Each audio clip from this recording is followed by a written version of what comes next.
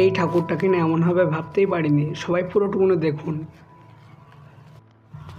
Good morning বন্ধুরা, আজকে প্যান্ডেল হবে বলে বাস ফেলেছে বেলতলায়, তাই দেখার জন্য রেডি হয়ে নিলাম। একটু চুলটা ঠিক করে নিলাম। মা কি রাঁধছে একটু দেখি। পাশে মাছ আর তেল গরম করছে মনে হলো। ঘরেতে বেরিয়ে এলাম।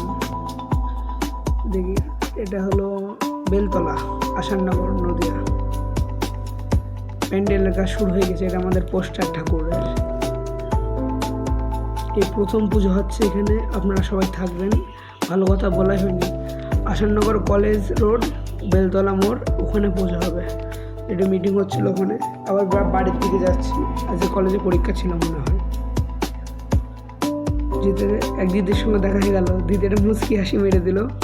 আমরা দুজন, আমার বন্ধু আদিত্য, ডাকনাম পটল, দুজন মিলে দোকানে যাই 1টা থেকে 4টে পর্যন্ত প্রতিদিন। দোকানে যাচ্ছে দুজন।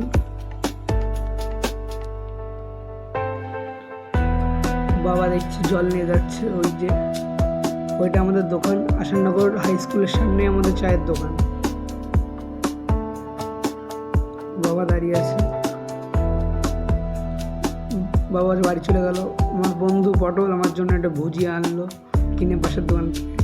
এক দাদু আসলো, তাকে বিস্কুট দিলাম, চা দিলাম। সব ভিডিও করতে পারিনি, অনেক লোক ছিল। একজন আসলো, পান দিলাম। এই কাকা আবার চুন সুপারি খায়, শুধু আর কিছু খায় না। কাঁচা সুপারি আর পান। আমার দোকানের সামনে দেখছি মাটির মূর্তি বিক্রি হচ্ছে, ঠাকুরের মূর্তি। মেন আসল কথা এগুলোই, এটাই।